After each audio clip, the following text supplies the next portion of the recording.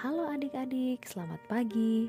Jumpa lagi dengan Kak Trias dalam Doremi, doa dan renungan misioner pada hari Senin tanggal 3 Oktober 2022. Semoga hari ini kita semua dalam keadaan sehat dan bahagia. Adik-adik sekalian, hari ini kita memiliki bacaan yang menarik, yaitu tentang orang Samaria yang baik hati. Adik-adik pernah mendengarnya ataupun pernah membacanya di dalam Alkitab. Nah, sebelum kita membacanya, kita akan mengawali dengan doa. Mari kita menandai diri kita dengan tanda salib dalam nama Bapa dan Putra dan Roh Kudus. Amin. Tuhan Yesus Kristus, Engkau adalah gembala dan guru yang baik. Semoga dengan kurnia kasih-Mu, kami dapat dan mampu mengasihi Allah dengan segenap hati dan dengan akal budi kami, dan mengasihi sesama seperti diri kami sendiri untuk memperoleh hidup yang kekal. Sebab Engkaulah penyelamat kami, kini dan sepanjang masa. Amin. Baik adik-adik, sekarang mari kita buka Alkitab kita. Kita buka Injil Lukas pasal 10 ayat 25 sampai ayat 37. Inilah Injil suci menurut Lukas. Dimuliakanlah Tuhan. Pada suatu ketika, seorang ahli kitab berdiri hendak mencoba Yesus. Guru, apakah yang harus kulakukan untuk memperoleh hidup yang kekal? Jawab Yesus kepadanya, apa yang tertulis dalam hukum Taurat? Apa yang kau baca di sana? Jawab orang itu, kasihilah Tuhan Allahmu dengan segenap hati dan dengan segenap jiwamu dan dengan segenap kekuatanmu dan dengan segenap akal budimu, dan kasihilah sesamamu manusia seperti dirimu sendiri. Kata Yesus kepadanya, benar jawabmu itu. Perbuatlah demikian, maka engkau akan hidup. Tetapi untuk membenarkan dirinya, orang itu berkata lagi, dan siapakah sesamaku manusia? Jawab Yesus, adalah seorang yang turun dari Yerusalem ke Yeriko. Ia jatuh ke tangan penyamun-penyamun yang bukan saja merampoknya habis-habisan, tetapi juga memukulnya, dan sesudah itu meninggalkannya setengah mati. Kebetulan ada seorang imam turun melalui jalan itu. Ia melihat orang itu, tetapi ia melewatinya dari seberang jalan. Demikian juga seorang Lewi datang ke tempat itu. Ketika melihat orang itu, ia melewatinya dari seberang jalan. Lalu datanglah ke tempat itu seorang Samaria yang sedang dalam perjalanan. Ketika ia melihat orang itu, tergeraklah hatinya oleh belas kasih. Ia pergi kepadanya lalu membalut luka-lukanya, sesudah menyiraminya dengan minyak dan anggur.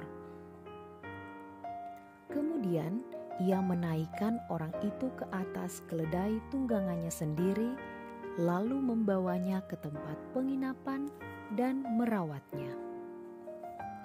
Keesokan harinya ia menyerahkan 2 dinar kepada pemilik penginapan itu.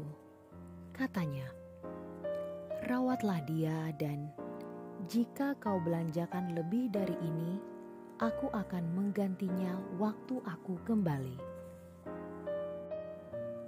Menurut pendapatmu, siapakah di antara ketiga orang ini adalah sesama manusia dari orang yang jatuh ke tangan penyamun itu? Jawab orang itu, orang yang telah menunjukkan belas kasih kepadanya. Yesus berkata kepadanya, "Pergilah dan lakukanlah demikian." Demikianlah sabda Tuhan. Terpujilah Kristus. Adik-adik yang dikasihi oleh Tuhan Yesus, waktu kita berada dalam kesulitan, bahaya dan sakit atau lain sebagainya, seringkali siapakah yang menolong kita? Tentu keluarga, saudara, tetangga, atau sahabat. Tetapi pernah tidak ketika berada dalam keadaan seperti itu, malah yang menolong kita adalah orang lain yang sama sekali tidak mengenal kita? Contohnya, saat kita ada dalam perjalanan menggunakan kendaraan, tiba-tiba ban pecah dan tidak ada seorang pun yang menolong kita pada saat itu. Kita merasa seolah-olah tidak ada harapan. Lalu tiba-tiba datang orang yang tidak kita kenal menawarkan bantuan untuk menambal ban, dan di akhirnya ia meyakinkan pada diri kita bahwa apa yang ia lakukan adalah tindakan yang memang ia lakukan dari kehendak hatinya sendiri. Adik-adik sekalian, bacaan hari ini kita melihat bagaimana Tuhan Yesus mengajarkan atau menunjukkan bagaimana memperoleh hidup yang kekal. Siapa sesama manusia itu sebenarnya, dan seperti apa seharusnya memperlakukan sesama dalam kehidupan ini melalui kisah orang Samaria yang murah hati. Istimewa kisah hari ini ya, karena yang ingin ditunjukkan Tuhan Yesus adalah yang ditolong orang Samaria itu adalah musuhnya, yaitu orang Yahudi. Yang berarti hendaklah kita mengasihi sesama, bahkan musuh sekalipun. Apa yang dilakukan orang Samaria menandakan kasih yang paling tinggi, karena sampai musuh pun ia selamatkan kehidupannya. Ini merupakan perwujudan kasih Yesus yang tiada terhingga kepada seluruh umat manusia. Ia menunjukkan kasih-Nya tanpa batas.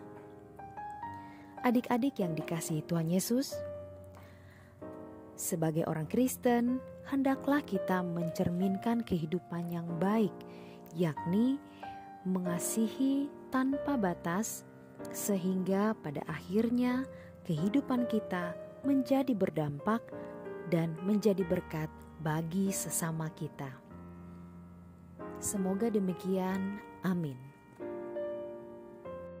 Adik-adik sekalian, untuk mengakhiri permenungan kita hari ini, mari kita berdoa dengan doa anak misioner Indonesia. Dalam nama Bapa dan Putra dan Roh Kudus. Amin. Tuhan Yesus, Engkau diutus Bapa menjadi berkat bagi dunia, menjadi selamat bagi manusia. Utuslah kami anak-anak-Mu di Indonesia untuk menjadi sahabat yang kuat bagi yang lemah, sahabat yang rela berkorban bagi yang menderita payah, sahabat penghibur bagi yang sakit dan gelisah. Tuhan Yesus, kami pun ingin menjadi utusan-utusan kecil-Mu, teman setia bagi yang tersingkir terlantarkan, teman bicara bagi yang kesepian terlupakan, sobat yang gembira bagi yang sedih dan susah, sobat penuh penghargaan bagi yang tak dicintai. Tuhan Yesus, utuslah kami kini dengan bantuan Roh Kudus-Mu menjadi garam dan ragi yang baik, menjadi terang dan obor yang cemerlang, membawa kegembiraan dan pengharapan. Tuhan Yesus, kuduskanlah badanku dan sucikanlah jiwaku. Kupersembahkan diriku padamu hari ini. Berkatilah semua anak dimanapun juga. Berkatilah semua orang yang kami jumpai, siapapun juga. Amin. Bapa kami yang ada di dalam surga, dimuliakanlah namamu, datanglah kerajaanmu, jadilah kehendakmu di atas bumi seperti di dalam surga. Berilah kami rezeki pada hari ini, dan ampunilah kesalahan kami seperti kami pun mengampuni yang bersalah kepada kami. Dan janganlah masukkan kami ke dalam pencobaan, tetapi bebaskanlah kami dari yang jahat. Amin. Salam Maria, penuh rahmat, Tuhan sertamu. Terpujilah engkau di antara wanita, dan terpujilah buah tubuhmu Yesus. Santa Maria Bunda Allah, doakanlah kami yang berdosa ini sekarang dan waktu kami mati. Amin. Kemuliaan kepada Bapa dan Putra dan Roh Kudus, seperti pada permulaan, sekarang, selalu, dan sepanjang segala abad. Amin. Dalam nama Bapa dan Putra dan Roh Kudus. Amin. Baik adik-adik, kita sudah selesai dengan permenungan kita melalui Doremi hari ini. Kita jumpa lagi pada Doremi yang selanjutnya. Sampai jumpa.